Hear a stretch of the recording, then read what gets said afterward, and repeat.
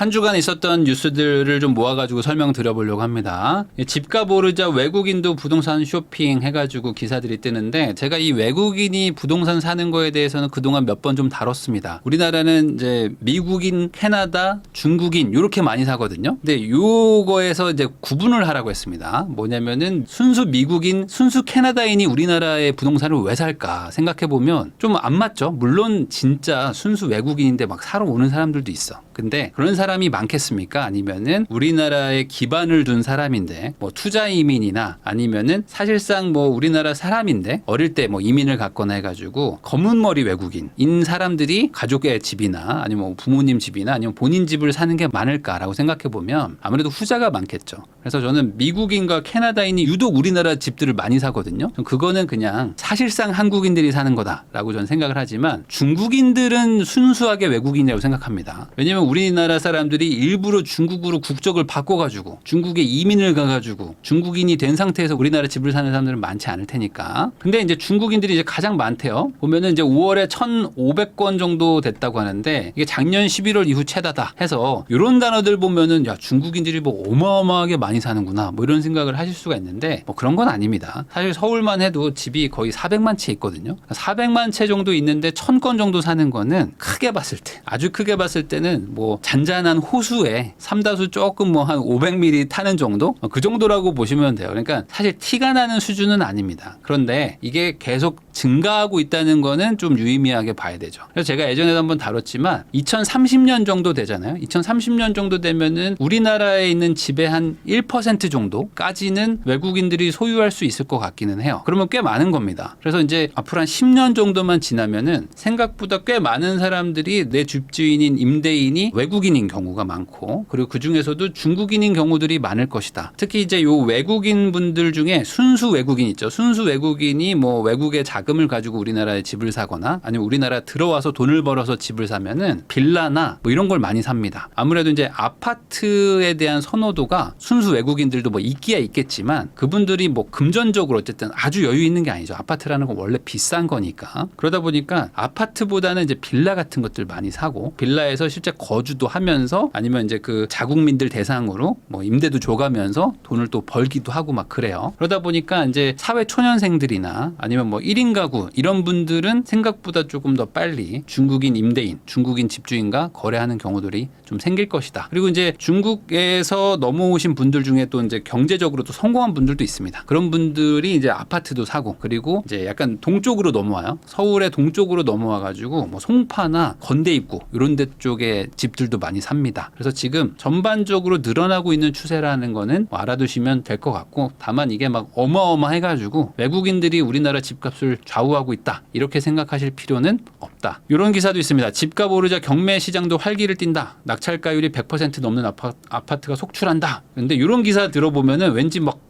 이거 뭐 경매도 막 폭발적으로 막 집을 사고 있는 것 같고 왠지 그냥 이거 큰일 났는데 뭐 이런 생각이 들잖아요. 근데 이제 이런 그 기자분들이 기본적으로 이렇게 제목을 잘 뽑습니다. 그래서 뭔가 이거 대단한데 뭐 이런 느낌이 들긴 하는데 사실 그런 정도는 아니다. 왜 그러냐면 이 낙찰가율이라는 게 뭐 중요한 지표 중에 하나로 치긴 합니다. 근데 이 낙찰가율이라는 거는 감정가 대비 낙찰가입니다. 그러니까 감정가가 1억인데 낙찰이 1억이 됐어요. 그러면은 이거는 100%다라고 부르는 건데 감정가가 2억인데 1억에 낙찰이 됐습니다. 그러면 50%가 낙찰가율이잖아요. 근데 그렇다고 해가지고 이 물건이 1억에 낙찰된 게 달라지는 건 없어요. 그러니까 이 감정이라는 게 기준인데 사실 이 감정가는 되게 불확실한 거고 최소한 6개월 전 겁니다. 그러니까 이게 기준 자체가 사실 이 모수가 좀 크게 의미가 있나라는 느낌이기 때문에 이 낙찰가율은 지표 중에 하나인 건 맞지만 얘가 메인 지표는 아니에요. 그러면 이 낙찰가율은 어떤 의미로 생각을 해야 될까? 그냥 추세가 약간씩 그래도 좀 좋아지고 있구나 정도. 그러니까 이게 낙찰가율이라는 건 감정가 대비이기 때문에 시세가 막 급등하던 시절 있죠? 요럴 때 시세가 급등하면 감정가도 막 같이 따라 올라가거든요. 근데 감정을 하고 경매 나올 때까지 한 6개월 걸려. 근데 다시 급락을 해버려. 그러면 어떻게 되냐면 특히 이제 연도가 바뀔 때 2023년, 2022년에 감정한 게 2024년에 경매 나오기도 하거든요. 그럼 감정가가 뒤틀려 있는 거예요. 사실 그 6개월 사이에 막 시세가 많이 바뀌니까. 그래서 시세가 막 훅 빠졌다가 다시 막 올라가고 이러면은 감정가를 막 초과해서 낙찰되는 경우들도 있고 반대로 감정이 너무 비싸게 된 상태에서 뭐 예를 들어 2021년에 경매를 당했는데 있는데 경매가 막 밀리는 거예요. 밀려가지고 2024년, 25년에 나온다 치자고요. 그러면은 또 이게 시세랑 막 다를 거 아닙니까? 그러니까 이 낙찰가가 얼마냐라는 거는 보조 지표 정도로 생각하시면 좋을 것 같아요. 그러면 어떻게 해석을 하느냐? 서울 아파트 경매 낙찰가율이 어쨌든 좀 올라가고 있잖아요. 올라가고 있다는 거는 그래도 좀 수요가 좀 붙고 있구나라고 생각하시면 된다. 다만 이제 요것 때문에 경매에서 막 시장이 막 엄청나게 좀 폭발적이구나라고까지 생각할 정도는 아니라는 거. 지금 경매 시장에서는 사실 아파트를 싸게 사기가 거의 힘듭니다. 거의 힘들고 거의 시세대로 주고 산다고 생각하셔도 뭐 무방할 정도이기 때문에 그런 것들 고려하면은 이 시장에 어찌됐든 간에 뭐 불안감 같은 거는 좀 많진 않다라고 생각하는 그런 지표로도 쓸 수도 있습니다. 자, 이제는 너무하죠. 신고가 행진, 애물단지 아파텔도 오른다. 이런 기사들 보면은 뭔가 이제는 뭐 오피스텔도 올라가네 뭐 이런 느낌이 드는데 그런 정도까지는 아닙니다. 이것도 일부 뭐 그런 곳들이 이제 나타나고 있다 정도로 생각하시면 될 것 같아요. 기본적으로 이제 아파텔이라는 거는 이제 아파트처럼 구조를 뽑거나 단지 규모가 있는 오피스텔입니다. 그래서 이게 기존에는 아파트를 하도 규제하다 보니까 오피스텔로 가면은 이제 대출도 조금 잘 나오고 취득세 중과도 좀 피하고 뭐 주택수에서도 좀 빠진다 이래가지고 일종의 약간 그 틈새 시장 공략으로 해가지고 나왔던 상품들인데 이런 것들이 어찌됐든 간에 그 주거성이 나쁘지가 않아요. 나쁘지 않아가지고 아파텔 자체만 보면은 그냥 뭐 아파트처럼 생겼기 때문에 살기 좋습니다. 살기 좋은데 반대로 얘기하면은 아파트의 틈새 시장으로 나온 거라서 지금처럼 아파트 규제가 많이 풀린 상태에서는 아파텔이 아파트보다 좋을 수는 없는 구조입니다. 다만 아파텔이 좀 모여있는 동네들도 있고 그다음에 유독 그 동네는 다 아파트가 구축인데 아파텔만 좀 신축인 것들이 있어. 그런 것들은 그래도 좀 살기가 좋다. 그러니까 상대적으로 좀 경쟁력이 있기 때문에 그런 의미에서 이런 회복세 구간에서 같이 좀 올라가는 경우들도 있는 거지. 이런 기사 때문에 잠깐만 그럼 다시 아파텔이 뜨는 건가? 라고 해가지고 아파트 살 수 있는데 아파트 사지 말고 아파텔 가야겠다라고 생각하시면은 아직은 그런 분위기는 아니라는 거. 그런 걸 좀 얘기하고 싶었습니다. 땅을 치고 후회할 것. 오세훈, 모아타운 투기 세력의 경고장을 날렸다 하는데 이 모아주택, 모아타운 이래가지고 가로주택 정비구역 이런 게 있습니다. 그러니까 재개발이라고 할 수는 있지만 아주 작은 규모의 재개발. 그게 이제 정말 극도로 작은 게 이제 모아주택이고 그 모아주택을 몇 개 모으면 모아타운이거든요. 그러니까 한마디로 작은 규모의 재개발이라고 생각하시면 되는데 이거를 재개발이라는 단어를 넣으면은 뭔가 좀 좋은 건가? 이렇게 생각을 하실 수가 있는데 이 모아가 들어가는 것들은 기본적으로 개발되기 되게 어려운 곳들을 좀 규제를 많이 좀 풀어줘가지고 그래 너네는 뭐 동의율도 좀 낮아도 되고 뭐 좀 토지가 좀 작아도 되고 하니까 우선 좀 주민들 합의를 좀 모아와봐. 그러면은 우리가 뭐 한번 검토해줄게. 뭐 이런 거라고 보시면 됩니다. 그래가지고 이게 악용될 수 있는 소지가 원래 많아요. 왜냐면 아까 말한 대로 재개발, 뭐 재건축 이런 것들은 동의율도 높고 그리고 이제 규모도 나와야 되고 뭐 접도율이라고 해가지고 하여간 까다롭습니다. 잘 안 돼. 근데 이렇게 모아주택, 모아타운 하는 곳들은 어차피 재건축, 재개발 다 안 되는 지역들이었는데 소규모로 묶어가지고 작게 개발하게 해주겠다고 하니까 어떻게 됩니까? 아니 그러면 우리는 어차피 미래가 안 보이던 애들이었어. 우리는 그냥 이대로 가나 보다. 여기 그냥 단독주택 그냥 빌라로 그냥 앞으로 한 10년, 20년 더 살아야 되나 보다 했는데 이런 규제가 많이 풀린 어찌됐든 간에 공급 부양책이 나오니까 여기에 빈틈을 막 파고 드는 거죠. 그래서 이 경매에 보면은 도로 같은 게 많이 나오거든요. 그럼 도로가 경매에 나오면은 사실 그 도로를 누가 일반 매매로 사겠습니까? 도로 사가지고 뭐 통행세 받을게요 하시는 분들도 있는데 안 되거든요. 그러니까 도로는 그냥 아무짝에도 쓸모가 없어. 근데 그 도로가 쓸모가 있을 때가 있습니다. 언제냐면은 이렇게 재개발 같은 거 될 때. 이 동네가 전체가 다 바뀌면은 도로였든 주택이었든 뭐 빌라였든 상관없이 어차피 그냥 토지를 가지고 있는 토지주가 되니까 그러면서 한번 빵 터지니까 일부러 도로를 경매로 사가지고 가지고 있는 분들도 있어요. 근데 그게 이번에 모아타운, 모아주택과 만나면서 여기서 이제 투기 세력이 완전 폭발을 한 거죠. 그러니까 그런 도로 같은 것들을 사가지고 가지고 있던 분들, 그러니까 나는 이거 뭐 그냥 우리 아들이나 딸 줘야 되겠다, 아니면 손자 줘야 되겠다 하면서 한 500만 원 주고 사는 분들, 뭐 이런 분들 있습니다. 뭐 1000만 원 주고 주고 사는 분들. 근데 이런 거에다가 이제 기획부동산 이런 사람들이 붙어가지고 요거 그럼 저희한테 1,000만 원에 사셨으니까 1억 주고 파시죠. 해가지고 그럼 이 사람들이 어이구 잘 됐다면서 팔아요. 그럼 이 1억을 사가지고 100개로 쪼개. 뭐 100개, 뭐 200개로 쪼갭니다. 그래가지고 이 사람들한테 그러면은 100만 원에 팔아야 되는데 그게 아니라 800, 1000에 파는 거야. 이게 기획부동산은 항상 거의 공식처럼 돼 있는 게 1,000만 원 아니면 뭐 많이 들어도 2,000만 원이면은 내 집 마련된다. 이게 거의 공식입니다. 왜냐면 사람들이 돈이 그렇게 많이 없거든요. 그리고 대부분 그런 거를 좀 당한다 할까? 이런 사람들이 뭐 많아봐야 1,000만 원, 2,000만 원 정도 있는 분들이기 때문에 이런 분들한테 딱 알맞게 금액을 맞춰가지고 1,000, 2,000을 부르는 거야. 근데 실제 원가는 뭐 100만 원 정도 수준.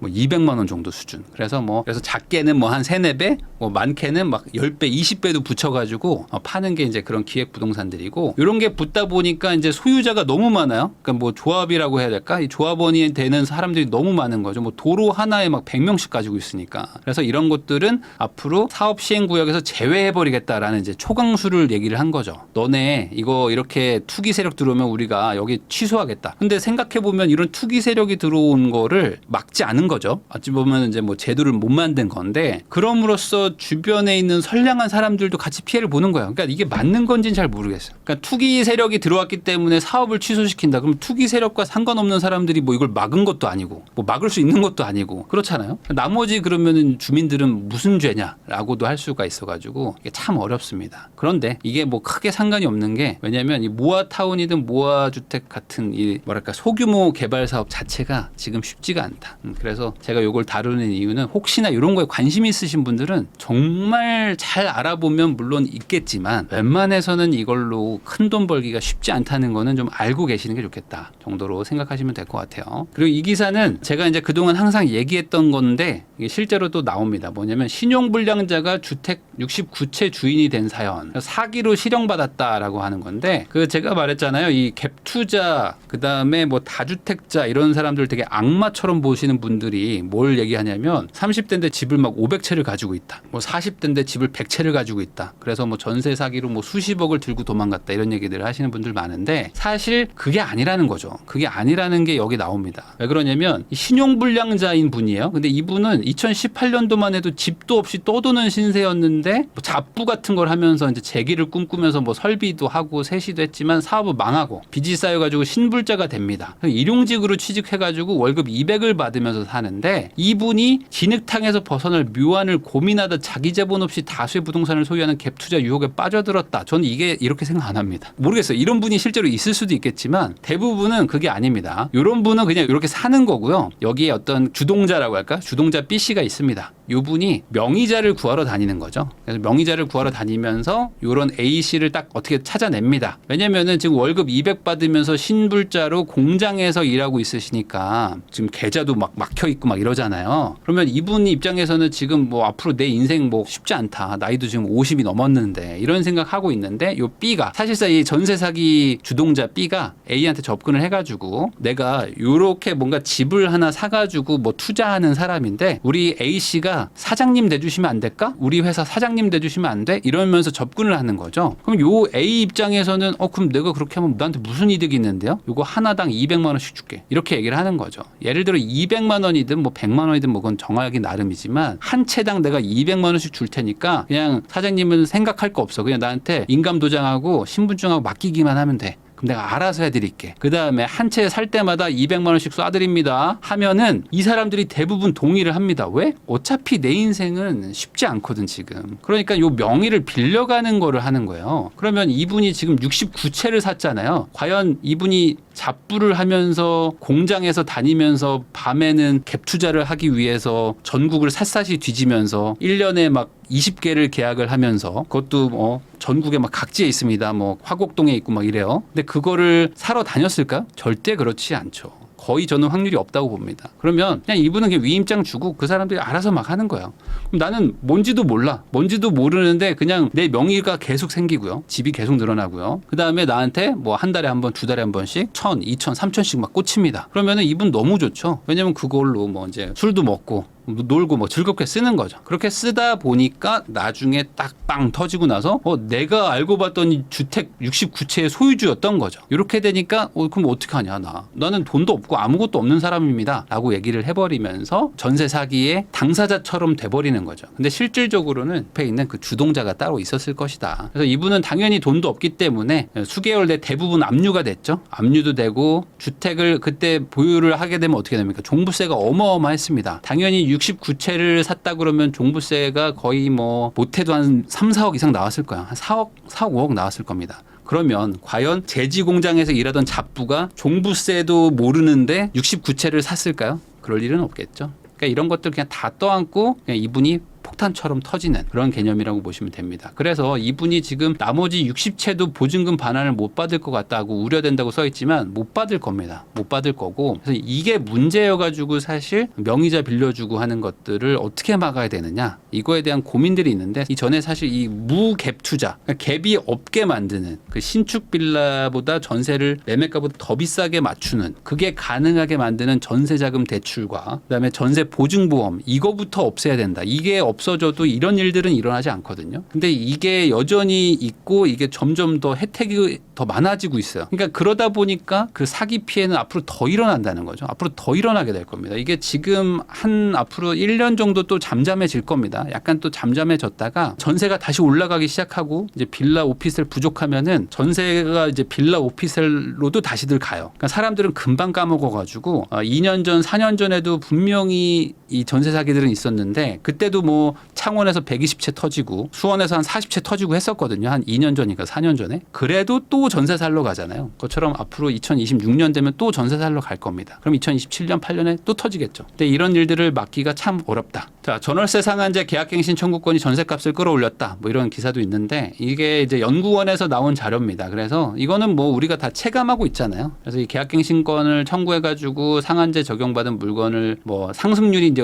그 높지 않기 때문에 2+2 할 때는 되게 좋았지만 이게 결국에 그 시장의 매물을 잠그게 되고 그러면서 이제 새로 구하는 사람들 입장에서는 내가 이제 집을 구하러 A라는 동네에 왔는데 원래는 전세가 한 100개 정도는 돌아다녀야 되는 시장인데 전세가 막 20개밖에 없으니까 여기에 한 80명이 와가지고 저 이 집 들어갈게요라고 하면서 막 서로 경쟁이 붙어가지고 여러분들 기억나시겠지만 그때 전셋집을 막 그 줄 서가지고 집 보러 가고 막 이런 것들이 있었습니다. 그런 일들이 막 일어나면서 가격이 막 천정부지로 올라가는 그런 일들이 있었다는 거였습니다. 그래서 이게 좀 최소한 개정이 되거나 하면서 조금 바꿔야 되는 부분이 많아요. 특히 임대차 보호법이라는 게 임차인을 보호하는 거긴 한데 지금은 그 워낙 급하게 만드는 임대차 3법 때문에 너무 졸속으로 만든 항목들이 많아요. 그래서 그런 것들 좀 개정도 하고 해야 되는데 당장은 또 그런 분위기가 없어요. 그러면 이것도 마찬가지로 앞으로 또 한 2년, 3년 지나면 또 터집니다. 여기서 또 터져요. 그러니까 이게 지금 한번 그 안 좋은 구조의 법이 돌아가기 때문에 여기서 개정을 하면 사회적 혼란이 더 커집니다. 뭐 이렇게 말하시는 분들도 있지만 저는 개인적으로는 빨리 그냥 고치는 게 맞지 않나. 그게 조금 뭐 걱정된다면은 한시적으로 부칙을 정해가지고 한시적으로는 적용하되 몇 년 뒤부터는 개정한다. 뭐 이런 식으로 해서 사회적 충격을 줄이는 게 맞지 이대로 계속 가는 거는 저는 맞지 않다라고 생각합니다. 그리고 마지막으로 이제 GTX A가 이제 운정 서울 구간 개통 뭐 이렇게 나오는데 이걸 뭐 모르시는 분들은 없을 거예요. 근데 이제 뭐 하반기 달라지는 것 해가지고 이제 그 정부에서 이제 자료 발표한 게 하나 있는데 거기에 나오는 것들 중에 하나입니다. 요즘에 지금 이제 구성역이죠. 여기 구성역이 이제 개통하려고 준비를 하고 있어요. 근데 이 동탄에서 이제 선 개통을 했죠. 동탄에서 성남 수서까지 개통을 했는데 동탄에서 수서까지 오는 게 생각보다 별로 안 타더라. 이런 기사들 보셨을 겁니다. 근데 이건 뭐 당연하죠. 왜냐면 여기 기존에 SRT도 있죠. SRT도 이미 있고 그리고 동탄역까지 걸어가가지고 뭐 여기까지 마을버스 타고 가가지고 쭉 내려가서 여기서 수서까지 가봐야 수서에 직장 있는 사람은 많지 않거든요. 그러면 이 사람들이 어차피 또 삼성역으로 가든지 아니면은 뭐 갈아타가지고 교대로 가든지 뭐 강남역으로 가든지 뭐 이런 걸 해야 돼요. 분당선 타고 또 바꾸고 이런 거 생각하면은 여기서 한번 시간 지체돼 여기서 지체돼 그러면은 굳이 뭐하러 이걸 타냐 하면서 그냥 버스 타고 가버렸단 말이죠. 근데 이번에 구성역이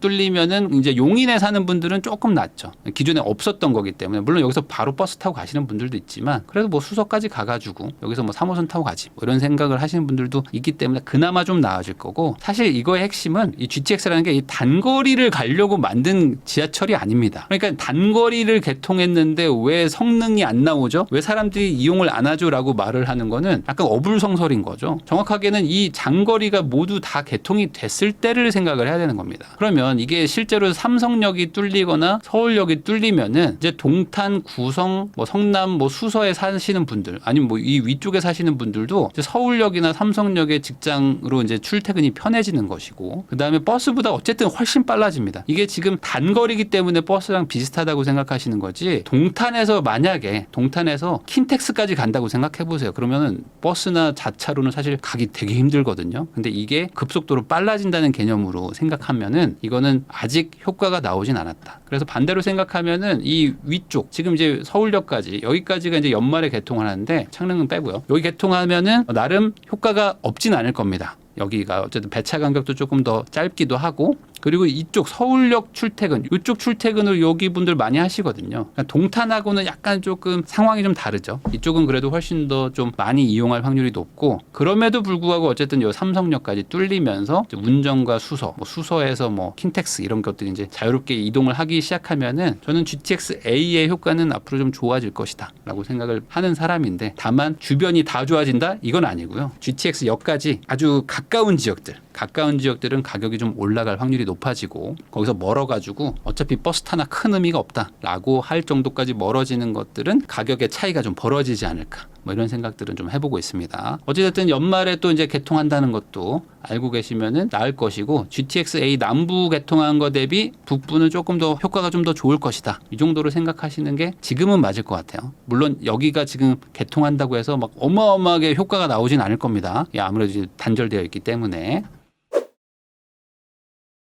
네, 한 주간 있었던 주간 뉴스를 한번 모아가지고 여러분들한테 설명드려보겠습니다. 서울 아파트값 상승세가 10년 이내 준신축 단지가 주도하고 있다. 3년 전에 가격 폭등기와는 정반대다라는 얘기도 나오는데, 사실 3년 전 이럴 때는 그 재건축이 막 올라가고, 그다음에 뭐 구축도 막 올라가고 그랬습니다. 물론 신축들도 올라가긴 했었는데, 지금은 이제 공급이 부족할 거라는 거, 그리고 당장도 공급이 안 되지만 향후에도 공급이 쉽지 않겠는데, 이런 생각, 거기에다가 이제 지금 30대, 40대 초반 이 세대들이 또 아파트에서 태어나서 아파트를 익숙하게 살았던 사람들이죠. 그런 분들이 또 이제 결혼을 하다 보니까 이분들도 또 아파트를 선호하고, 이러면서 이왕 사는 거 신축 가야지 라는 생각까지 겹치면서 지금 신축들이 시세를 좀 주도하고 있다, 이렇게 보시면 됩니다. 그래서 실제로 지금 2021년과 24년의 어떤 그 비교를 해봐도 이제 준공 5년에서 뭐 10년 정도 이런 곳들이 지금 훨씬 더 많이 올라가고 있죠. 1.6, 1.5. 그다음에 연식이 오래되면 오래될수록 이제 내려가고,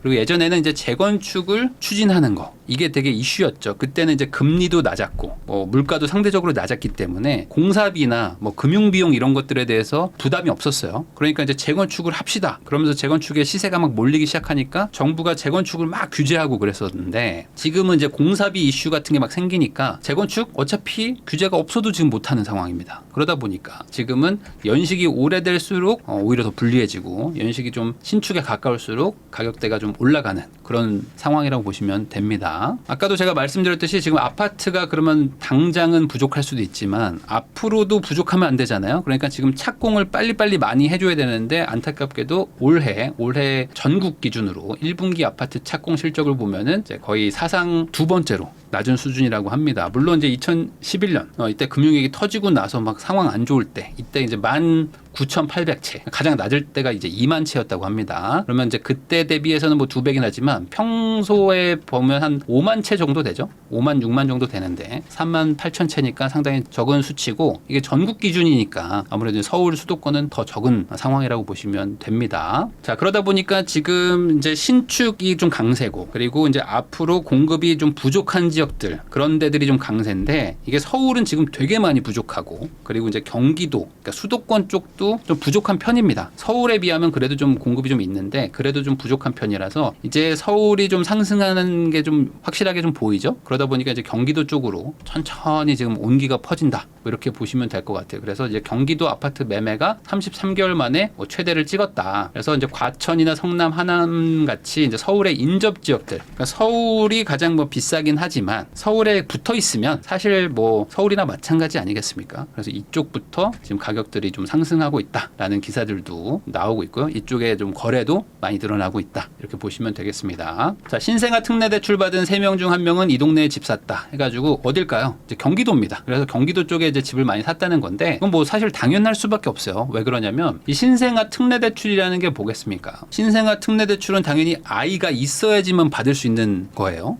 그러면은 내가 애가 이제 생긴 거야. 근데 애도 이제 신생한 거죠. 그럼 신생하니까 좀 집을 좋은 데 얻어야 되겠다라는 생각을 하겠죠. 거기다가 이 신생아 특례 대출이 이제 9억까지만 해당이 되기 때문에 집값이 또 너무 비싼 데는 못 삽니다. 근데 이 서울은 지금 여전히 평균 가격, 중위 가격이 한 10억 정도 하기 때문에 서울에서 9억짜리 집을 살려고 그러면은 신축이 아닐 확률도 높고요. 그리고 평수도 훨씬 작아져야 되고 그리고 이제 집 상태도 뭐 이렇게 좋지 않은, 그러니까 한마디로 투자 가치라고 생각하면은 조금 좀 떨어질 수 있는 그런 곳들을 봐야 되는데 나는 지금 신생아가 있는 이제 막 아이가 태어난 신혼부부인데 이 부부들 입장에서는 같은 뭐 7억 8억을 가지고 어딜 가야 될까 고민할 때 서울에 낡은 구축을 갈까 아니면은 경기도로 빠져가지고 그래도 좀 괜찮은 번듯한 대단지 아파트를 살까를 고민할 때 이제는 경기도 쪽으로 가는 거죠. 그러니까 이게 신생아 특례 대출은 경기도를 살 수밖에 없는 게 어찌 보면 뭐 당연할 수도 있습니다. 근데 지금 이 신생아 특례 대출을 받는 분들이 또 시장을 주도하는 또 한 축이기 때문에 요분들이 지금 이동하고 있는 거. 그러다 보니까 물론 이분들이 뭐 다 경기도로 가는 건 아니에요. 서울도 가지만 서울 가는 분들, 그다음에 경기도 신축 가는 분들 이렇게 나뉘면서 경기도도 지금 전체적으로 가격대들 거래량이 좀 거래된다라고 보시면 되겠습니다. 그러다 보니까 이제 반대로 몇 년 전만 하더라도 풍선 효과라고 그랬잖아요. 그래서 이 서울에 있는 분들, 경기도에 있는 분들이 뭐 부산에 집 사고 뭐 안동 가서 집 사고 이런 것들을 많이 했습니다. 그래서 지방 아파트에 외지인들이 많이 와서 가격을 막 올린다 이런 얘기들이 있었는데 이제는 거꾸로 지방 아파트의 외지인 비중이 최저 수준으로 떨어진 거야. 그 말은 뭐겠습니까? 우리나라는 서울 수도권의 인구의 절반이 사는데 이 사람들이 지금 지방에 집을 안 사는 거야. 그러면 외지인 아파트 매입 비중을 보면은 2022년도에 가장 높았는데 쭉 떨어져가지고 지금은 17%까지 낮아졌다는 거죠. 기본적으로 지금 지방의 미분양이 많고 서울 수도권의 미분양이 별로 없는데 이게 해소가 되려면 결국에 지방에 있는 분들이 자체적으로 미분양을 사주면 좋겠지만 사기가 좀 힘들단 말이죠. 그러면 이제 서울이나 수도권에 있는 분들이 다주택을 각오하고 지방에 미분양을 좀 사줘야 될 텐데 지금 그런 거에 대한 어떤 그 뭐 혜택이나 규제를 완화해주거나 이런 부분이 좀 부족하다 보니까 지방에 서울 수도권에서 굳이 와서 살 필요가 없다라고 사람들이 생각을 하는 거고 그러니까 반대로 이 사람들은 그럼 똘똘한 한 채를 사야 되겠다 해서 서울 수도권을 사고 그러니까 서울 수도권 가격이 올라가니까 오히려 지방에 있는 사람들이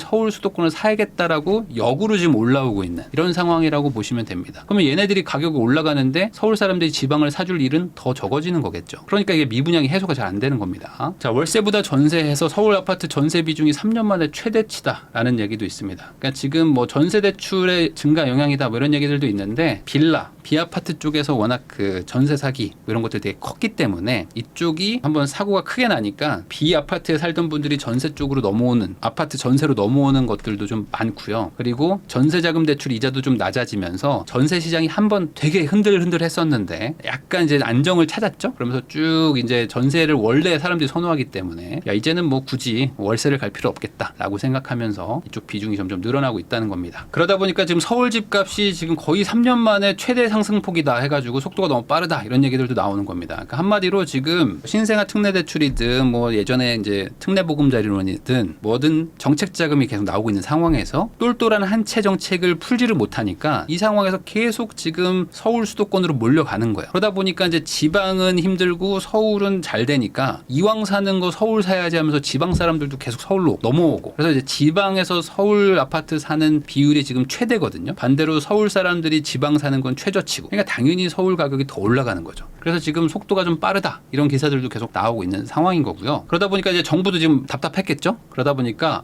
이게 이제 뭔가 말이라도 좀 해야 되겠다라고 생각해서 공급이 충분합니다라고 지금 정부가 얘기를 하고 있어요. 그러니까 생각보다 지금 이건 일시적인 현상이고 이게 계속되지는 않을 것이다. 추세적 상승이라고 보기는 좀 어렵다라고 하면서 지금 정부가 말을 하고 있지만 지금 시장에서는 그렇게 판단하기가 좀 어려운 상황이죠. 거기다가 이 공급이 충분하다는 말을 좀 믿기가 좀 힘든 거예요. 왜냐면 지금 실제로 이 서울이든 뭐 경기도권에만 봐도 공급이 잘 안 된다는 거는 이제 체감이 되고 있기 때문에 이 상황에서 그럼 미래 앞으로는 잘 될 것이냐라는 게 좀 불안 요소인데 그 부분도 이제 업계에서 보기에는 입주 물량이 더 줄 것 같다. 지금보다 더 안 좋아질 것 같다라는 생각들이 든다는 거죠. 그래가지고 지금 국토부가 이런 얘기를 합니다. 꽉 막힌 주택 공급에 길을 뚫겠다 해가지고 이제 하반기 법안도 발의하고 신규 택지도 지정하겠다. 이거 어디서 좀 익숙한 내용이죠? 이제 법안도 좀 내고 이제 택지 지구를 계속 조성을 하겠다. 근데 이게 과거에도 택지 지구를 막 만들고 했죠. 근데 이게 실제로 인허가 뭐 그다음에 착공, 준공까지는 사실 험난한 길이 있습니다. 그러다 보니까 이거를 지금 시장에서 믿기가 좀 쉽지 않은 상황이에요. 왜냐면 이게 뭔가 지금 뭐 규제가 있다거나 뭐 이래가지고 공급이 안 되는 거면 뭐 공급을 어떻게 좀 늘릴 방법이라도 보일 텐데 지금은 사실 이 공사비도 되게 늘어나. 그러니까 사업성 자체가 안 좋은 상황에서 공급을 하라고 하니까 이제 정부는 공급을 하라고 하죠. 그렇지만 이제 업계에서는 아니 그래도 우리가 뭐 돈이 남아야지 하는데 이거 어떡하냐라고 하면서 좀 막막해하는 상황이라고 보시면 되고요. 그래가지고 이제 공급 밀어붙인 정부 하지만 건설업계가 지금은 때가 아니다라고 얘기를 하는 것도 아니 내가 지금 이거 손해 보고 장사할 수는 없는데 지금 지어가지고는 이게 답이 안 나온다. 왜냐면 이제 서울이나 이런 데들은 뭐 지으려고 해도 땅이 부족하고 여기다 지어야지 뭔가 좀 돈을 벌 것 같은데 그렇다고 반대로 지방에는 좀 땅이 많으니까 여기다 지으면 되는데 여기는 미분양이 많다. 그래서 또 분양이 안 될 것 같다. 그러니까 분양이 잘 될 것 같은 데는 지을 땅이 없고 분양이 안 될 것 같은 데들은 지금 미분양이 많은 상태. 그러니까 이거 어떻게 합니까?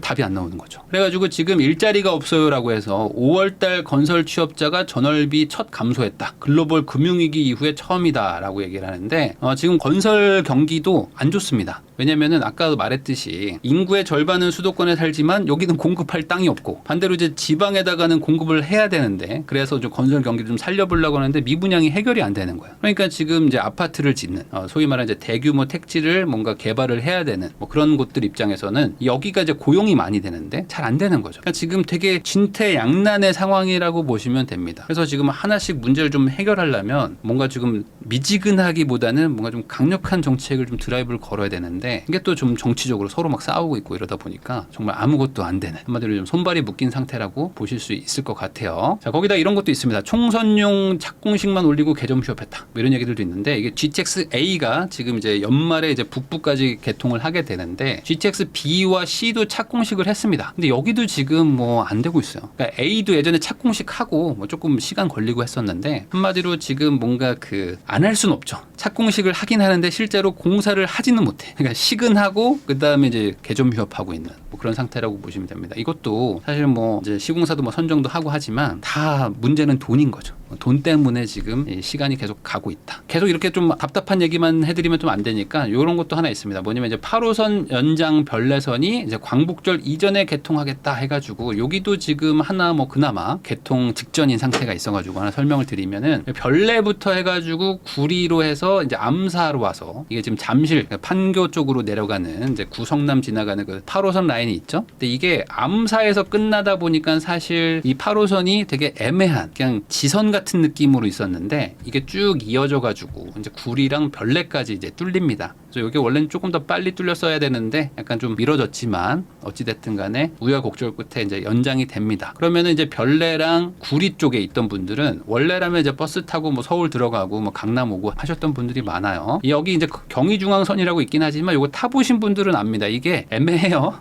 배차 간격도 그렇고 좀 애매해가지고 이거 믿고 있긴 좀 힘들죠. 그런데 이제 어찌됐든 8호선은 확실하게 이제 잠실까지는 이어지기 때문에 그럼 이제 구리 별내 쪽에서 강남 접근성이 좋아지는 것이다. 그러면은 이것도 어찌됐든 간에 이쪽에 이제 살기 좋아지겠죠. 물론 이것 때문에 이미 시세가 많이 반영되기도 했지만 이거가 이제 앞으로 이제 훨씬 더 근데 이게 이제 개통 이후에도 조금씩 좀 영향을 줄 거라고 저는 생각을 합니다. 그래서 이런 것도 한번 관심 가져보시면 좋지 않을까라고 생각이 듭니다. 그러니까 전반적으로 지금 공급이 되게 어려운데 이 공급을 해결하기가 되게 사면초가인 상황이라고 보시면 될 것 같고 그러면 이게 지금도 공급을 못하면 3년 뒤, 4년 뒤에도 공급이 안 되는 상황이니까 결국에 물가가 내려갈 수는 없잖아요. 물가 상승률이 멈추는 거지. 그렇게 따져보면은 당분간 뭔가 신축 아파트 공급은 좀 어렵다라고 보고 뭔가 판단하시면 좋을 것 같습니다. 네, 한 주간 뉴스를 모아가지고 여러분들한테 한번 설명드려보겠습니다. 요즘 뭐 추세적 상승이냐 아니다 뭐 일시적 반등이냐 뭐 이런 얘기들 계속 나오고 있는데 사실 지금 보면은 이 거래량 증가가 유의미한 데이터인 것 같아요. 왜냐하면 어쨌든 시장은 이렇게 판단한다는 거죠. 왜 그러냐면 지금 1, 2월만 해도 지금 서울 아파트가 한 2,600건 정도였는데 3월부터 이제 유의미하게 늘어납니다. 근데 지금 2,500에서 4,200이라는 거는 거의 2배에 가까운 숫자잖아요. 이게 갑자기 팍 튄 거예요. 팍 튀면서 이제 4,000건도 꽤 많다라고 했는데 이제는 6,000건을 이제 돌파를 하고 있습니다. 그래서 물론 뭐 7, 8월이 약간 좀 비수기고 9월 중순 이제 추석 이후부터 10월, 11월이 이제 가장 성수기인데 그때를 만약에 고려해 보면 약간 여기서 주춤하다가 또 다시 올라가는 약간 이런 추세인 거란 말이에요. 그러면 지금 월 평균 6,000건이라는 거는 한 10년 평균으로 봐도 거의 이제 평균 수준으로 온 겁니다. 그러니까 과거에 한 최근 2, 3년 정도를 보면은 거래량이 뭐 2,000건, 3,000건, 뭐 4,000건 왔다 갔다 하면서 연 평균에 비하면 낮다라고 했는데 이제는 그 평균 거래량도 이제 돌파하고 있는 과정이라고 보시면 돼요. 그러니까 그 말은 뭐냐? 한마디로 이제 시장에서 지금 정도의 가격은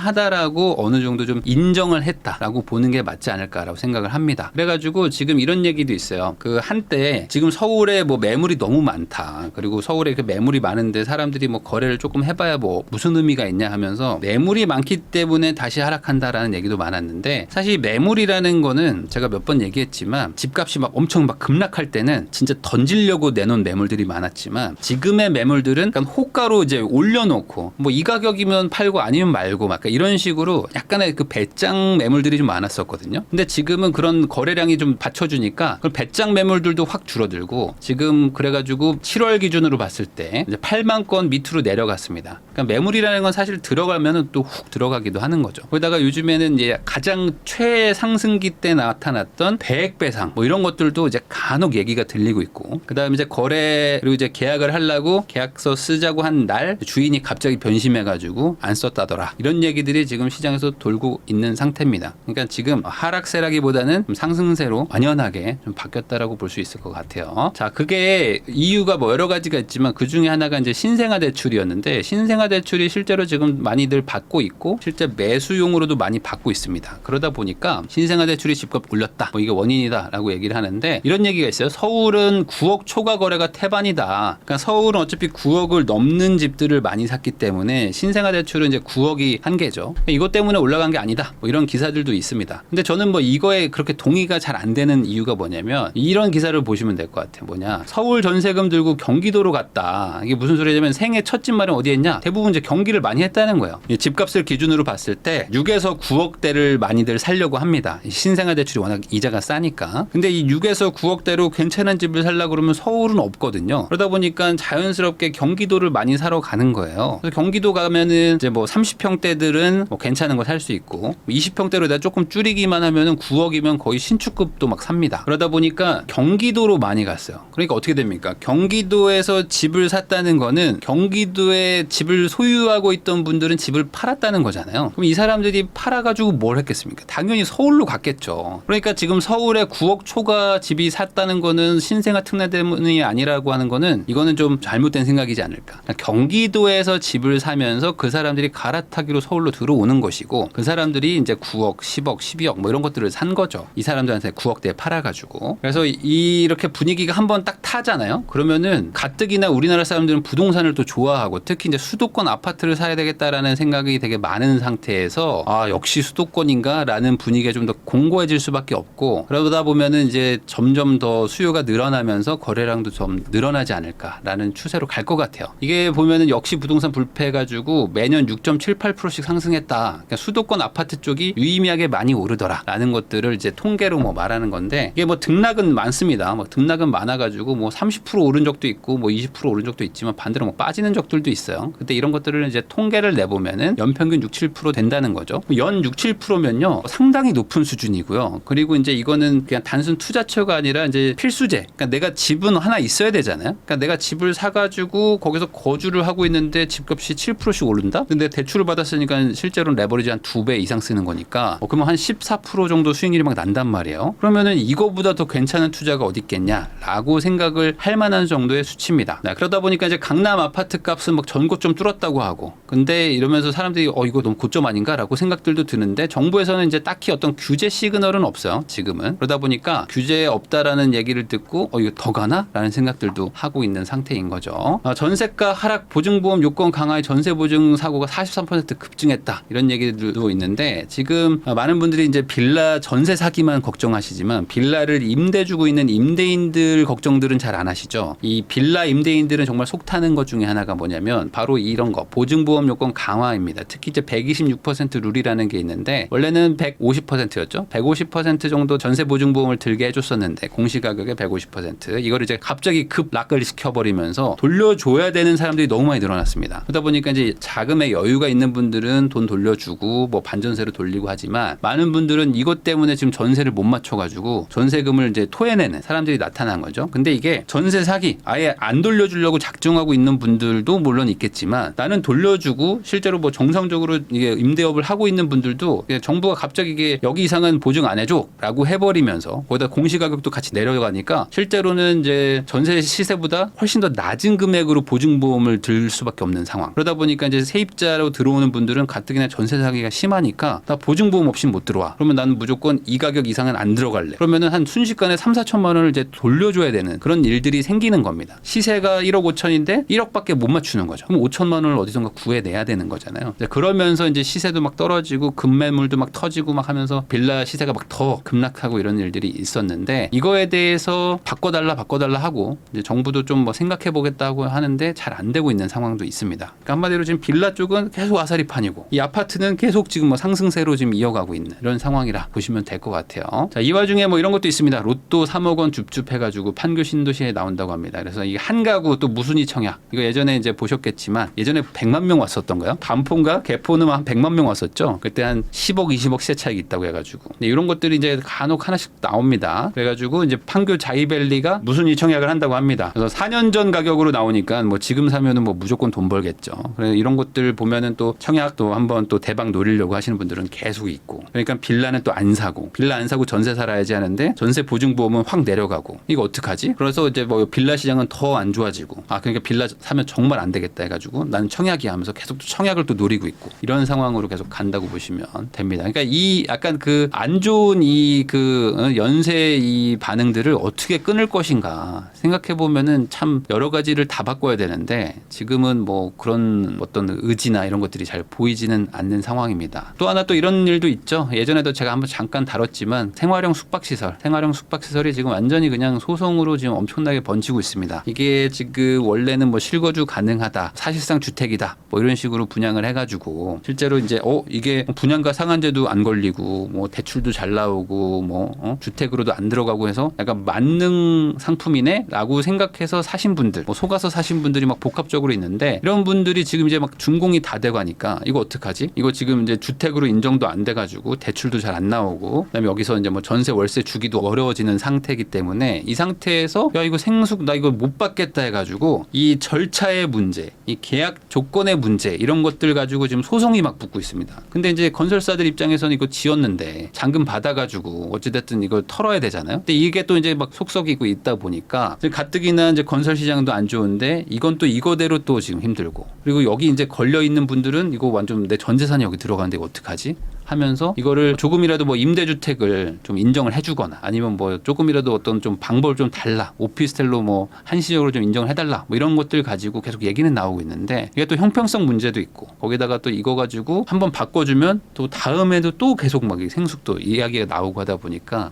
이게 결국에는 이제 소송까지 가게 되는 상황까지 온 것 같습니다. 네, 이런 얘기도 있습니다. 부동산 등기 수수료 없어지나 민주당에서 이제 그 부동산 등기법을 개정하겠다. 그러니까 한마디로 이제 부동산 등기부터 등본 떼는 거 있잖아요. 이거 무료로 해주겠다는 겁니다. 근데 저는 이거 만약에 되면 되게 좋을 것 같거든요. 그게 무슨 소리냐면은 사실 이 부동산 등기부 등본이 충분히 전자문서로 해서 온라인에 예를 들어 뭐 아주 리얼타임으로 실시간으로 반영은 못하겠지만 그래도 뭐 일주일 단위라든지 한 달 단위라든지 뭐 이런 식으로 이제 주기적으로 업데이트를 할 수 있는 그런 시스템은 우리나라가 충분히 갖출 수 있다고 생각하거든요. 왜 그러냐면 이 부동산 등기부 등본이라는 거를 잘 보면 사실 전세 사기라는 거, 그러니까 소위 말하는 이제 내가 전세금을 떼인다는 그 위험이 거의 급격하게 없어지기 시작합니다. 정말 작정하고 사기치는 거 아니면 웬만한 것들은 등기부 등본만 잘 봐도 되거든요. 근데 이 등기부 등본을 보는데 돈이 들어가가지고 생각보다 사람들이 좀 떼는 거를 귀찮아하기도 하고 그리고 돈이 들기 때문에 어찌됐든 뭔가 좀 상시 열람 체계가 안 되는 것도 있는 거죠. 왜냐면 이게 열람하는데 700원이고 발급하는 데는 1,000원인데 이게 한두 통을 떼는 거는 부담이 안 되지만 이걸 수천 통, 수만 통, 뭐 수십만 통, 수백만 통을 떼놔야 되는 거잖아요. 근데 이게 뭐 이게 종이로 출력하거나 아니면 뭐 등기소 가서 뭐 아니면 뭐 이런 데 가가지고 인건비가 들어가는 거를 떼는 거면은 뭐 돈을 받는 건 괜찮은데 사실 이게 지금 인터넷으로 다 뗄 수 있거든요. 인터넷으로 떼는 거라면은 굳이 이게 뭔가 유료로 해가지고 할 필요가 있을까? 이런 것들은 그냥 어떤 뭐 세금이나 이런 것들로 충분히 어떤 그 대체가 가능하니까 이렇게 해서 좀 뭔가 그때그때 업데이트도 좀 잘 되게 해놓고 하면은 저는 뭐 개인적으로는 괜찮을 것 같긴 합니다. 그래서 이런 것들을 한번 반영을 하려고 지금 정치권에서도 얘기가 나오고 있다는 것도 한번 소개를 해드립니다. 그리고 마지막으로 이런 기사가 있습니다. 우리 아파트가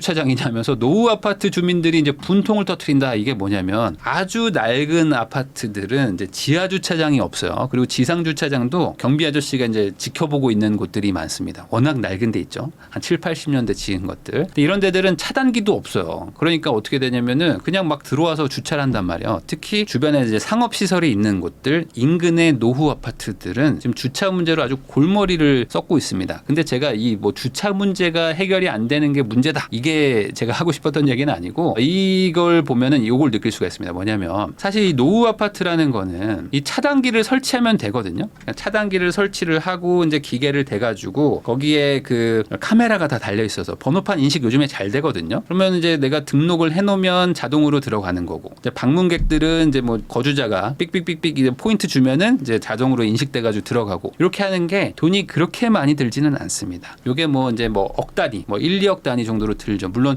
입구가 많으면 좀 더 들어가긴 하는데 요 돈도 사실 이런 노후 단지들은 안 내려고 한다는 게 핵심이에요. 그러니까 무슨 소리냐면은 이게 지금 뭐 몇 억이긴 하지만 사실 세대수로 나눠 보면은 뭐 몇백만 원 단위겠죠. 몇백만 원 단위고 그리고 뭐 몇십만 원 단위일 수도 있습니다. 거기다가 뭐 이제 충당금이나 이런 것들을 가지고 있는 뭐 동네들도 있으니까 뭐 비용은 뭐 더 내려갈 수도 있어요. 근데 이렇게 몇백만 원인 수준의 금액도 내가 내라고 하면은 기꺼이 내지 않는 사람들도 많다. 왜 그러냐면 아니 우리는 뭐 차가 없는데? 우린 차 안 타는데? 우리는 뭐 차 한 대인데? 우리는 뭐 주차에 아무 문제가 없는데 내가 왜 내요? 라는 게 이 사람들이 뭐 몇백 명, 몇천 명이 모이면은 항상 일어나는 다툼이에요. 그러다 보니까 이런 것들도 돈을 모아가지고 하면 좋은 거 아닙니까? 라는 거는 대의 명분은 좋은데 그 돈을 내가 왜 내? 라는 사람들이 많다. 근데 이게 재건축으로 간다고 쳐보세요. 그러면은 훨씬 더 다툼이 커지겠죠. 이런 몇백만 원도 아까워하는 사람들도 많은데 내가 지금 분담금으로 2억, 3억이 아니라 뭐 5억, 7억을 내라? 그러면 이거 어떻게 하냐? 난 못한다 하는 분들도 많다는 거죠. 그만큼 재건축이나 뭐 재개발이나 이런 것들이 그냥 공짜로 집을 준다라고 해도 안 할 사람들이 많단 말이에요. 근데 이거에 대해서 지금 공사비가 막 늘어나니까 이제는 난 절대 못해 하는 분들도 많다. 그러니까 이런 것들을 좀 염두를 해두고 재개발이나 재건축 이런 것들을 좀 투자를 한다고 할 때도 좀 판단하시는데 좀 기준을 세우시면 좋을 것 같다. 뭐 그런 생각이 들어가지고 이런 얘기를 해봤습니다. 이 차단기 하는 것도 주민 동의가 잘 안 되기 때문에 이런 것들도 고려를 해봤을 때 재건축 재개발 쉽지 않을 수도 있겠구나라는 것도 한번 생각해 볼 수 있는 거죠. 한 주간의 뉴스를 모아가지고 여러분들한테 설명을 드리려고 합니다. 동탄 아파트가 4억 8천에 7년 전 가격이다. 10억 로또가 나왔다는 얘기가 나옵니다. 이게 어찌 보면 이제 청약제도의 어떤 폐해가 아닐까. 근데 또 이런 거 보면은 청약제도 없애는 게 또 싫다. 이런 얘기 하시는 분들도 많습니다. 그러니까 이게 결국에 이 로또, 그러니까 이 도박을 조장하고 있는 거예요, 정부가. 근데 이런 게 또 나왔습니다. 동탄 아파트 4억 8천에. 자, 이게 어디 거냐면 이제 동탄역 롯데캐슬이라는 데인데 무순위 청약 5가구가 나왔다. 근데 이제 전용 84 미계약 한 가구가 전국구 청약입니다. 그래가지고 요게 제가 알기로는 층수가 좋아요. 층수도 좋고 평수도 좋고 입지도 좋은데 가격이 4억 8천이다. 그러니까 이게 도대체 몇 명이나 신청할까 아주 그냥 난리가 날 것 같은 게 있어가지고 뭐 소개를 합니다. 여기가 이제 동탄역 롯데캐슬인데 가장 메인이라고 보시면 됩니다. 여기 앞에서 이제 SRT도 타고 GTX도 타고 뭐 하는 데죠. 그리고 여기 이제 뭐 백화점도 있고 뭐 다 좋은 데인데 여기에 시세 차익이 10억에 달한다. 그래서 이게 7년 전 가격이어가지고 아마 이게 이제 청약 통장을 이제 가지고 이제 당첨이 되신 분이 어떤 사정에 의해 가지고 뭐 어떻게 이걸 받아보려고 하다가 아 이거 불합격 돼가지고 이제 물량이 나온 거죠. 근데 그 사이에 집값이 많이 올랐어요. 그래서 여기를 지도로 보여드리면 이겁니다. 여기야. 그래가지고 동탄역 GTX A 있죠. 여기 SRT 타는데 그다음 옆에 백화점 있어요. 그다음 이제 주상복합이긴 한데 여기에 뭐 대장이라고 보시면 되는 거죠. 그래서 이제 44층입니다. 44층. 그러니까 당연히 뭐 다 좋겠죠. 101동이라고 하니까 여기겠네요. 요 집이죠. 여기니까 뷰도 괜찮네. 뷰가 이쪽입니다. 그러니까 이렇게 보면은 골프장 해가지고 쭉 다 보이겠네요. 뷰도 좋고 거기다가 이제 당연히 제일 좋은 게 이제 GTX도 있으니까 어찌됐든 간에 여기서 뭐 살면서 서울 출퇴근도 뭐 가능할 수도 있고 뭐 그런 상황 아니겠습니까? 옆에 백화점도 있고 하니까 살기 좋다. 근데 그걸 떠나서 어찌됐든 간에 가장 중요한 거는 7년 전 가격 4억 8천에 나왔다는 거죠.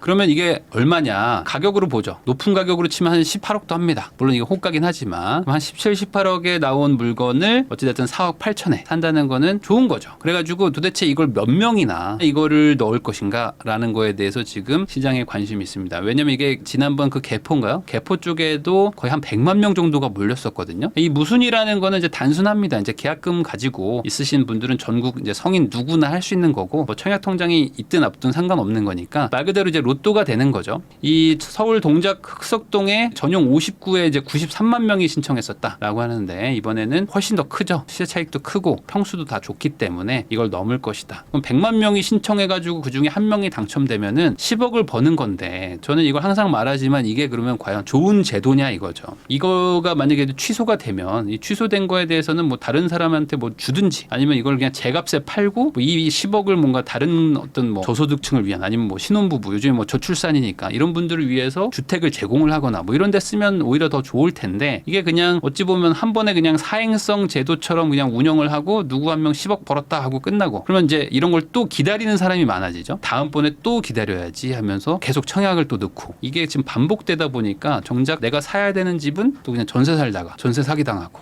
이런 일들도 계속 일어납니다. 그래서 이게 맞는지는 모르겠지만 어쨌든 또 이렇게 나왔고 또 이제 실용주의적으로 생각해 보면은 안 낼 이유는 없겠죠. 넣어가지고 한번 뭐 해보시면은 클릭 몇 번에 또 될 수도 있는 거니까 해보시면 될 것 같습니다. 자, 그 다음에 로또가 계속 나옵니다. 뭐냐면은 이제 강남 10억 로또 또 나온다 해가지고 DH 방배 분양가가 이제 6천만 원대입니다. 6,500인데 사실 지금 이 분양가 뭐 상한도 그렇고 결국에 분양가를 제한한다는 거 이런 것 들이 지금 이런 로또를 계속 발생시키고 있는데 이 분양가 상한제라는 개념이 이제 그런 거예요. 이제 분양가를 눌러야지만 주변의 시세들이 잡힌다. 이런 논리인데 사실 이건 어떤 과학적 근거랄까? 뭐 이런 게 전혀 없는 거라고 저는 생각합니다. 왜 그러냐면 분양가가 높든 낮든 상관없이 옆에 구축들 시세는 가거든요. 이 아파트 단지들이 뭐 예를 들어 여기에 뭐 한 3만 채가 있다. 그러면은 여기 분양하는 뭐 1,000채, 뭐 2,000채 얘 때문에 나머지가 막 가격을 영향받고 그런 건 아니에요. 이건 오히려 반대거든요. 구축 들의 가격이 어느 정도 형성이 돼야 분양가가 싼지 비싼지가 결정이 되는 것인데 지금은 신축을 인위적으로 누르다 보니까 어떤 일이 일어납니까? 신축인데 싸게 살 수 있다고? 야 그럼 청약이 최고네 하면서 사람들이 다 집을 안 사고 아파트 청약만 기다리게 만든단 말이에요. 그러다 보니까 이런 거 뭐 최대 10억 원 이런 거 보면 이거 해야 되겠다는 생각이 들지 않습니까? 그러니까 이제 청약 가점 모으고 추첨제도 있으니까 어떻게든 막 넣어보고 하면서 정작 중요한 그 내 집 마련이 늦어지는 거죠. 그러니까 내 능력에 맞는 집에 살아야 되는데 내 능력보다 훨씬 좋은 집을 싸게 준다고 하는 거를 추구하다 보니까 그런 걸 계속 찾아가다 보니까 사회가 또 꼬이는 게 아닌가라는 생각도 듭니다. 어쨌든 이런 것들은 이제 계속 이어지고 지금 분양가 상한이 강남 쪽 그리고 이제 뭐 용산만 남아 있고 나머지도 뭐 일부 분양가를 좀 조정은 하긴 하지만 그래도 이제 그쪽만 있기 때문에 오히려 지금 강남 3구의 용산이니까 부자들 중에 현금 많은 사람들한테 시세 차익을 몰아주는 제도로 지금 변질됐어요. 근데 이거를 또 좋다고 말하는 게 과연 맞는 건지도 한번 생각을 한번 해보면 좋지 않을까. 그래서 저는 이걸 없애면 좋겠는데 근데 이게 잘 안 없어집니다. 없어지기보다는 오히려 더 강화하는 쪽 그리고 막 약간 땜질하는 쪽 뭐 이런 식으로 계속 가다 보니까 좀 안타까운 마음이 좀 듭니다. 자, 근데 여기서 끝이 아닙니다. 이제 20억 로또도 나와. 네, 이제 20억 로또도 나와가지고 도대체 누구를 위한 분양가 상한제인가 하면서 이제 칼럼도 나옵니다. 이제 레미안 원펜타스가 이제 20억 차익을 지금 노리면서 나오고 있거든요. 그래서 여기도 지금 분양가를 낮춰놨는데 옆에가 지금 막 1억이 넘어요. 1억 2천 막 1억 3천 막 이래. 옆에 그 평당가들이. 근데 얘만 지금 확 낮게 또 분양을 하니까 이거는 그냥 당첨되면 20억입니다. 그러면 20억을 벌 수 있어요. 20억이면 요번에 그 로또 당첨된 거 보셨나요? 이번에 한 60몇 명 당첨돼가지고 1등이 4억 받거든요. 근데 거기서 이제 세금 33% 떼면은 3억 받습니다. 그러니까 로또 1등이 돼도 3억. 그리고 로또 1등 그냥 평상시로 되면 한 14억에서 뭐 15억 정도 받게 되는데 그거 받아도 이거보다 안 되는 거예요. 예전에는 정말 로또 했었는데 이제는 로또를 원펜타스로 불러야 되는 건지 점점 더 이런 일들이 일어나는데 도대체 누구를 위한 분상제인가라는 얘기들이 계속 나오고 이 분상제가 단순히 이런 로또를 없애야 된다라는 걸로만 끝나는 게 아니라 이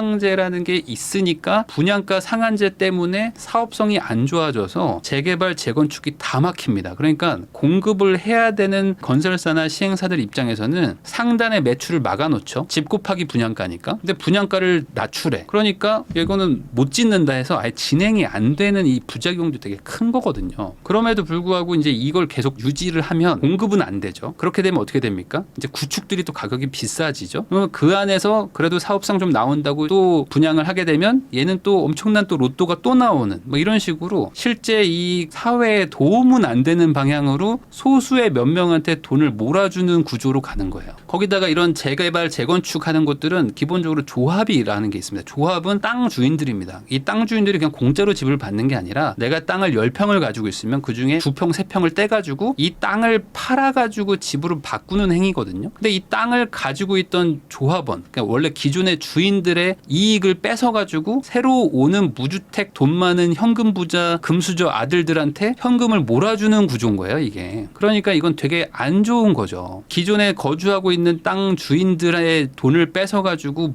무주택이라는 이유만으로 현금 부자 아들, 딸한테 돈을 주는 제도? 이렇게 설명하면은 아마 국민들 중에 100에 99는 다 화낼 겁니다. 왜 그렇죠? 요즘에 상속세 논란하는 거 보세요. 상속세로 뭐 세금 얼마 가져간다는 거 뭐 문제다 하면은 부자들한테 돈을 거둬야 된다고 말하는 사람들이 많습니다. 근데 이런 분들이 청약제도는 되게 옹호를 해요. 나도 할 수 있는 거 아닌가? 나도 로또 할 수 있는 거 아닌가? 이런 생각을 합니다. 이거는 둘 다 논리가 똑같은 논리거든요. 근데 이걸 왜 이렇게 나에게 맞춰가지고 나한테 유리한 구조로 해석하는가? 이런 건 잘못된 거잖아요. 그렇기 때문에 이런 게 과연 맞는가 하는 내용들이 나오고요. 자, 근데 이게 한두 해 나온 게 아니겠죠? 아마 예전부터 계속 이런 얘기들은 있었고 분양가 상한제가 뭐 지금만 하고 있는 것도 아닌데 그때도 이런 얘기들은 있었지만 항상 조금 얘기 나오다가 다시 잠잠해지는 이유는 이걸 또 바라는 분들이 너무 많다. 어쨌든 이제는 20억 로또까지 왔다. 서울 아파트 6월 거래량이 7천 건을 돌파했다는 얘기도 있습니다. 이게 뭐 5천 건 돌파했다 이러다가 지금 6천 건 돌파했다. 이제는 7천 건도 갑니다. 그러니까 이제 7천 건 정도 되면은 10년 평균으로 봐도 이제 평균에 도달을 한 거예요. 과거에는 집값이 비싸가지고 뭐 대출을 안 해주니까 거래량이 좀 낮았다라고 했었는데 이제는 거래량이 거의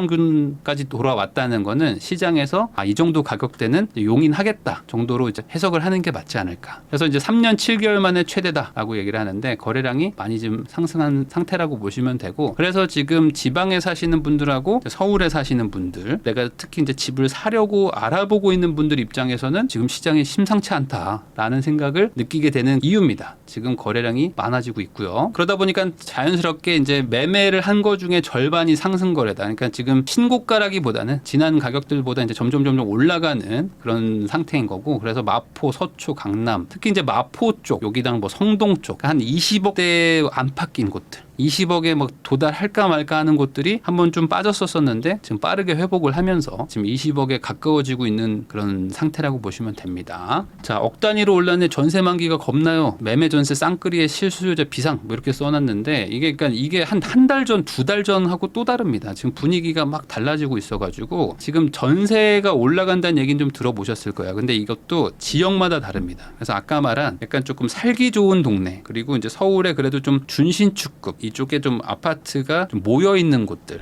이런 곳들의 전세가 빠르게 회복을 했고요. 그러다 보니까 전세 만기됐는데 전세가 회복된 곳들 이 돈이면 요즘 대출도 잘해주니까 대출 받아가지고 이걸로 집을 사자 하시는 분들이 늘어나서 거래량이 지금 6천 건이 넘었으니까 거래량이 지금 7천 건을 도달했으니까 그만큼 이제 실수요자들이 움직이고 있는 거라고 보시면 되겠습니다. 자, 아파트값 들썩한다 그래서 평균 12억 넘겼다. 21년과는 다르다. 21년에도 아파트 뭐 중위 가격 뭐 이런 것들이 12억을 막 도달해가지고 아재 집값이 엄청 비싸다 했었는데 잠깐 또 그 금리가 폭등하면서 쭉 빠졌었다가 다시 또 약간 올라가고 있는 추세라고 보면 됩니다. 근데 이게 평균 거래 금액이 있고 중위 가격이 있는데 평균 거래 금액을 보는 거는 조금 애매합니다. 왜 그러냐면은 강남이 거래가 잘 되잖아요. 그럼 평균가가 막 올라가. 이 평균 분양가가 있거든요. 분양가가 막 올랐네 내렸네 얘기하는 것도 강남이 분양하면 분양가가 막 올라갑니다. 근데 강남이 분양을 안 하잖아요. 그럼 분양가가 막 떨어져. 물가가 올랐는데 왜 분양가가 떨어져요? 뭐 이런 얘기 하시는 분들도 있는데 이 평균이라는 거는 이게 정확한 통계 자료로 보기는 어렵고요. 중위 가격을 봐야 되는데 중위 가격은 이제 한 10억 정도 언저리에 도달을 했습니다. 그러니까 빠졌던 게 약간 조금 회복하고 있는 수준이라고 보시면 되는 거예요. 어쨌든 이게 옛날하고는 좀 다르다. 왜냐면 이 3년간 많이 시간이 또 지나기도 했고요. 그 사이에 또 돈도 좀 모았고 그리고 대출도 예전보다는 좀 더 나옵니다. 그러다 보니까 지금은 이제 예전보다 조금 더 능력이 생긴 거죠. 사람들이. 그래서 이제 집을 좀 살려고 하는 그런 수요가 강해졌다라고 보시면 될 것 같아요. 거기다가 이런 것도 있습니다. IMF에서 얘기가 나온 건데 경제 성장률이 한국은 2.5%로 0.2가 상향됐다. 그러니까 지금 다들 막 죽겠다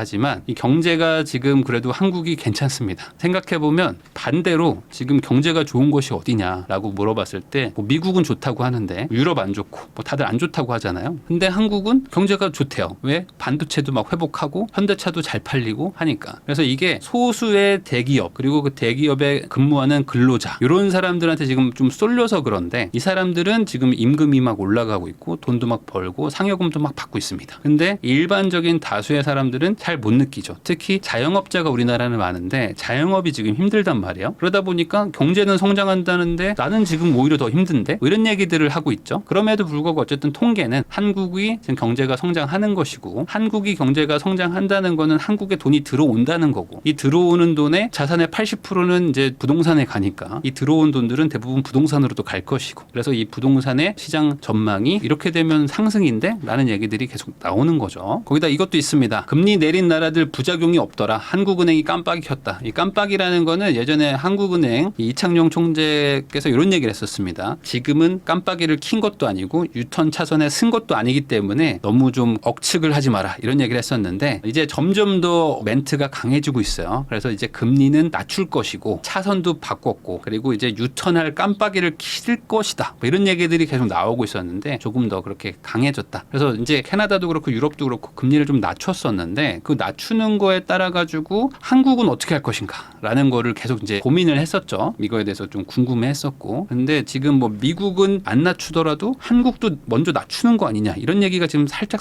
나오고 있어요. 왜 그러냐면은 아까 말한 대로 다른 나라들 먼저 내렸던 곳들이 크게 문제가 없더라. 그러면 우리나라는 지금 물가가 잡혔거든요. 그러니까 이 상황에서 우리도 그럼 먼저 낮출 수 있는 거 아니냐. 이게 미국이 급격하게 올렸고 우리가 따라 올려서 그렇지 사실 과거 데이터들을 보면은 우리나라가 먼저 낮추는 경우들도 많았습니다. 그러니까 결국에 금리라는 거는 자국의 물가를 기준으로 가는 거니까 물가가 잡혔다고 판단한 한국은행이 먼저 낮출 수도 있다. 빠르면 8월이고 뭐 늦으면 한 10월 정도 될 텐데 깜빡이 킨 정도는 되는구나 라고 보시면 되지 않을까 싶습니다. 자, 서울 집값 왜 이렇게 뛰냐? 또 원정 갭 투자 때문이냐? 라고 이제 보니까 뜯어보니까 그건 아니더라 해가지고 제가 한번 잠깐 설명드렸지만 서울 외지인 매입 비율이 25% 뭐 29% 막 가다가 좀 내려갔습니다. 그래서 지금은 이제 서울 사람들도 많이 사는구나 라고 보시면 될 것 같아요. 이게 지방 사람들이 이젠 안 사는구나 라고 보기에는 그건 아니고 지방 사람들이 먼저 와서 요때가 가장 저점 구간이었는데 요때 이제 지방 사람들이 와서 산 거죠. 서울의 아파트가 많이 쌌으니까 많이 빠진 상태에서 지방에서도 오고 해가지고 막 샀는데 그러니까 가격이 조금 올라가니까 얘가 올라가나 보다 하면서 서울 사람들이 사니까 어쨌든 외지인 비율이 좀 내려가는 그런 거라고 보시면 될 것 같고 이게 아마 당분간 좀 더 내려가겠죠. 내려가면서 서울에서도 막 손바뀜이 일어나고 있는 그런 상태다라고 보시면 될 것 같습니다. 이런 기사도 있습니다. 이거 뭐냐면 LH에서 전세 사기 주택 있잖아요. 이제 빌라들이 대부분인데 빌라 오피스텔을 매입하기로 했습니다. 이게 지금 정부의 안인데 근데 근데 이 감정가가 중요하거든요. 근데 이 감정가를 이게 좀 애매합니다. 이게 워낙 민감한 내용이기도 한데 이 피해자에서 감정평가사를 또 이제 선택을 하면 거기서 나온 감정가를 합산을 해가지고 뭐 평균을 내든지 해서 최대한 높은 감정가의 이 전세 사기 피해 물건을 매입을 해주겠다는 겁니다. 자, 그럼 이게 무슨 차이가 있냐면 감정가와 이 낙찰가의 차액만큼을 피해 금액을 좀 회복하는 자금으로 쓰기로 했어요. 감정가가 높아지면 높아질수록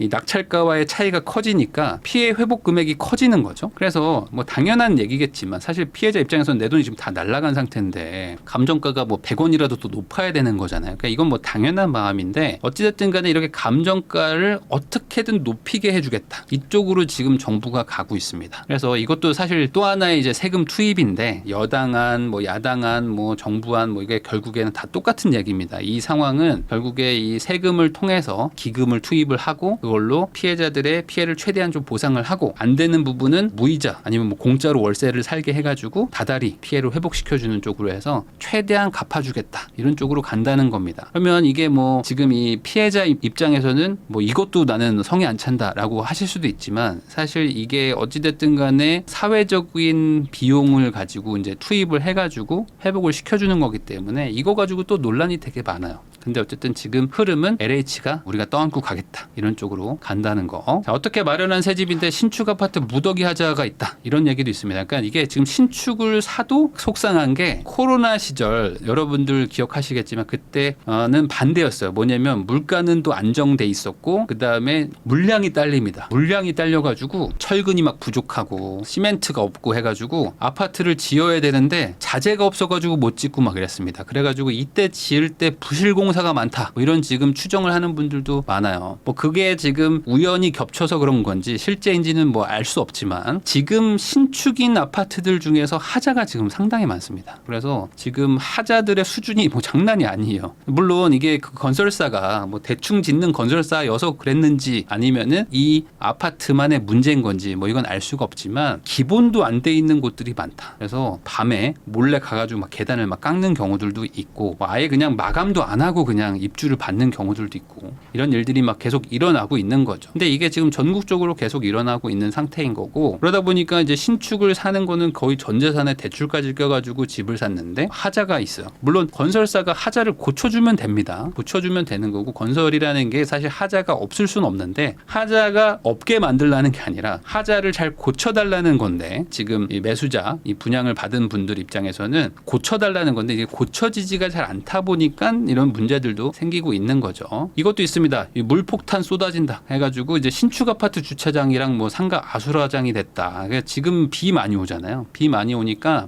요즘에 이제 신축 아파트인데도 막 침수 생기고 막 이런 일들이 막 일어납니다. 그래서 이게 물론 관리를 잘했느냐 아니면 뭐 배수를 뭐 관리 못해가지고 뭐 물이 막 찼느냐 알 수는 없습니다. 이것도 또 따져봐야 돼. 이거 다 뭐 조사하고 막 해야 되는데 어찌됐든 요즘에 신축들의 하자가 되게 많아지고 있다는 거. 이 부분은 어쨌든 과거 대비 조금 더 늘어나는 것 같기는 하고요. 물론 이게 뭐 SNS나 인터넷 발달 때문에 더 많아진 것처럼 보이는 걸 수도 있겠지만 어찌됐든 이렇게 좀 문제는 많다. 근데 이걸 뭐 분양을 받는 입장에서 아직 아파트가 없는데 이런 하자가 있는지 없는지 어떻게 합니까? 그러다 보니까 후분양을 하자. 후분양하면 이런 거 해결된다 뭐 이런 얘기 하시는 분들도 있는데 그게 아니다. 제가 건설사 출신이잖아요. 후분양이라는 거는 이제 골조를 짓고 한 60% 정도? 60% 정도 되면은 그때부터 할 수 있는 게 후분양입니다. 그러니까 후분양이 뭐 이렇게 다 지어놓고 안에 인테리어 다 한 다음에 수돗물 틀어보고 뭐 이렇게 사는 빌라 분양처럼 생각하시는 분들이 있어요. 빌라 같은 거는 진짜 다 지어놓고 새 집을 만들어 놓은 다음에 분양을 막 하거든요. 근데 이 아파트 후분양은 그런 게 아니에요. 아파트 후분양은 그냥 짓다가 중간쯤에 하는 게 후분양이고 선분양은 아예 짓지도 않은 상태에서 땅 하나 있는 상태에서 하는 게 선분양이기 때문에 어차피 하자는 못 잡습니다. 근데 후분양을 가는 순간 규모도 작아지고 금융비용을 청약하는 사람한테 전가하게 되기 때문에 가격은 더 올라가요. 그래서 이 후분양이라는 개념으로 이해하시는 분들이 말하는 건 뭐냐면 그냥 구축 아파트 사면 됩니다. 그냥 지어진 거 사. 그러면은 그게 여러분들이 말하는 후분양입니다. 그러니까 지은 지 한 2년 된 집들 있잖아요. 그런 집들을 사러 가면 여러분들이 원하는 후분양을 할 수 있는 겁니다. 근데 그건 또 비싸다고 안 사. 그래서 후분양을 해달래. 그럼 후분양이 뭘까 잘 생각해 보면은 다 지은 다음에 선분양 가격으로 분양을 해달라는 것처럼 들리거든요. 근데 그거는 못하는 거죠.